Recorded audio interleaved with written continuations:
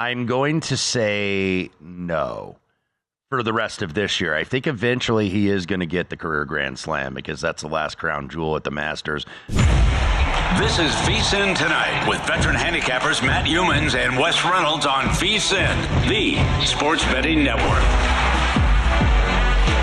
Agree or disagree, PGA Tour edition with one of the stars of our Long Shots podcast, Wes Reynolds. So we are basically stating whether we agree or disagree with the statement. You start, Wes. I'll see if I counter any of these. The first one, agree or disagree. Scottie Scheffler will win the Grand Slam. That means all four majors this year as the world-ranked number one golfer. I'm going to go with disagree here, and it's not that I don't think Scottie Scheffler is terrific. I think he's probably the closest guy, at least to what Tiger did, well over a decade and a half ago. Because you've seen guys, Ben, that I think have had spurts, right? And maybe some people are dismissing Scottie as a spurt, like we've seen Rory have a spurt. We've seen Spieth have a spurt. Dustin Johnson, Jason Day when he was world number one, Brooks Koepka, Jon Rahm. There's been several guys that have had spurts. I think this is more of a staying power type of deal, but I don't think he's going to win the career Grand Slam. I thought this is kind of an anomaly that I thought was funny. I was just kind of looking through his profile. Scottie Scheffler has only won in February, March, and April of the year. He's been very much a spring guy here, and then has not won the rest of the calendar year. I'm sure that's going to change over time. And then he's won the Phoenix Open twice. He's won the Arnold Palmer twice. He's won the Players twice, of course, going back-to-back. That's never been done before in consecutive years, and then two Masters. That at least is a little bit Tiger-esque, because remember how Tiger used to dominate like several tournaments, put aside the majors, but win Bay Hill a bunch of times, won Jack's tournament a couple times, won the Buick Open, won at Torrey Pines several times. So, that's what he's doing, and he has a game plan and knows how to attack a course. Scottie Scheffler keeps winning, but, these are all new courses now. You go into Valhalla for the PGA. It is Pinehurst number 2 for the U.S. Open, and I believe Royal Troon for the Open Championship. And look, it just takes a little bit of experience. Scottie Scheffler, I believe, has played 3 Open Championships, only finished in the top 10 once. That's a different style of golf, links golf, and it takes some time to learn that. Now at the U.S. Open, 7th, 2nd, and 3rd the last 3 years. So I think he's going to win at least one more major this year, but not the Grand Slam. I'm with you wholeheartedly on that. It is, needless to say, Wes, a hard thing to do. Even yes. if the number one. Yeah, Tiger Woods couldn't even do it in a calendar year. I think the better betting advice, too, is like,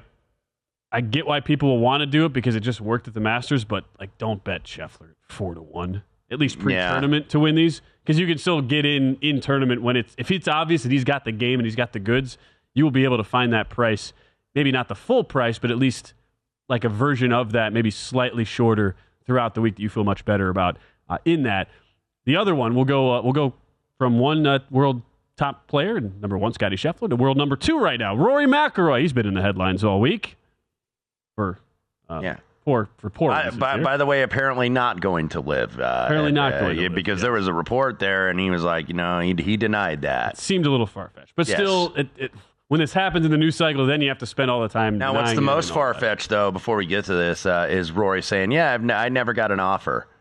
You mean to tell me the biggest international star in the game of golf, at least currently, biggest non-American born player, certainly, never got an offer? Never got a financial offer. I don't believe that. I do find that hard to believe as well. Anyway, will Rory get back to glory and win a major this year? Rest of the way here, Wes. Second favorite right now at Valhalla at 9-1. Yeah, because he won there in 2014. That was, by the way, Rory's last major. That is so hard to believe that is the last major that this guy won when he was 25 years old. Rory now, far from an old man, going to turn 35 here in the first weekend of May. I'm going to say no for the rest of this year. I think eventually he is going to get the career Grand Slam because that's the last crown jewel at the Masters. Never really challenged this year, which was really the surprise because he's been close so many times in recent years. You look at the form, I'll go in all the way back to 2015, 4th, 10th, 7th, 5th, 21st, 5th, missed the cut, 2nd, missed the cut, T22. So he's been close a lot more than he hasn't been, but I'm going to say no on Rory winning a major I'm with for the you. rest And there's of been this so many year. of those tournaments where he has been the hyped guy, close to the favorite coming in, so many eyeballs on him. Maybe that changes as the results not totally struggle, but just as he is unable to get over that hump going forward. Here's a good one, and a player that we've talked so much in the golf betting world about, Wes, being maybe, I don't want to say overhyped is the right word, but at least in the betting market, his price has been so short, and that is the outstanding Ludvig Aberg, who continues to get these super short prices, even though he hasn't done it before. Mm-hmm. Well, he came pretty close to doing it. Only Scottie Scheffler was better last week at the Masters. Aberg, in his first ever Masters, did not look phased outside of one really bad shot at 11 into the water on Sunday.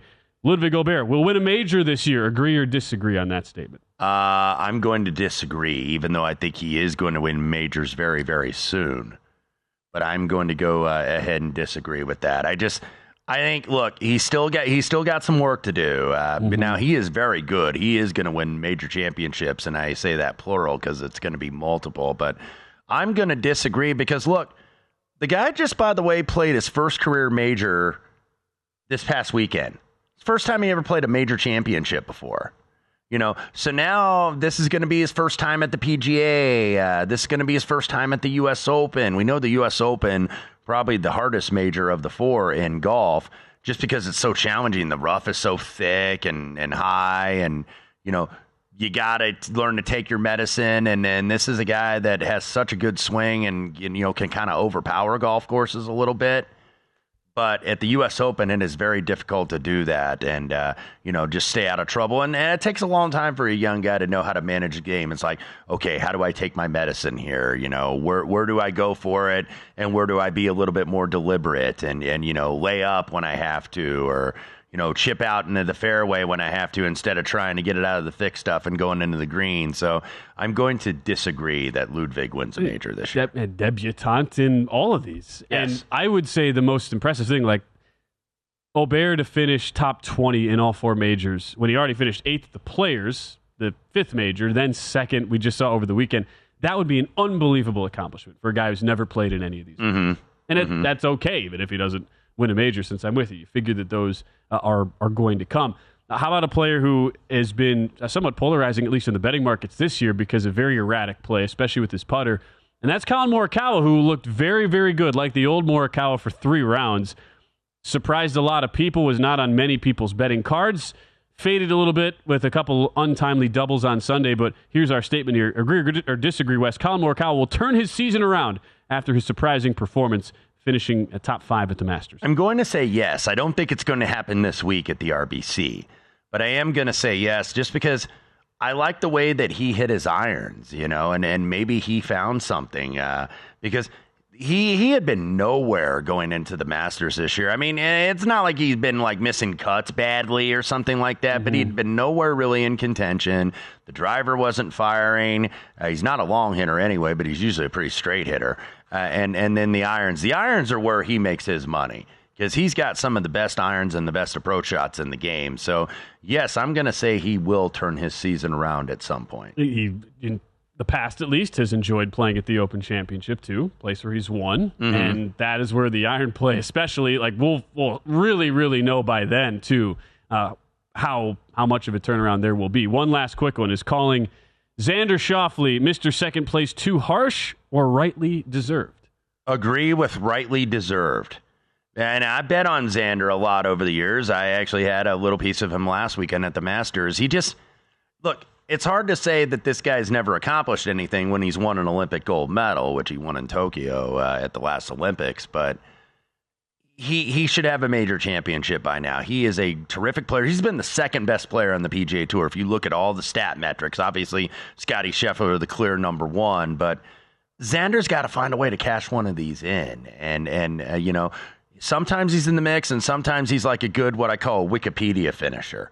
Because if you look, he has all these top 10s and majors, but sometimes they're back doors like they were at the Masters over the weekend. I think he ended up finishing 8th, but yeah, I think it is rightly deserved, and it's going to be there until it is. He's probably at the top of the best player never to win a major list, along with his buddy Patrick Cantlay. Sure. I mean, if anything, you could argue it's too lenient. I mean, too nice to Schauffele. He's finished twice in majors in 27 events. He's always been a guy who's just kind of faded, and he's got the pedigree, just has yet to put it together.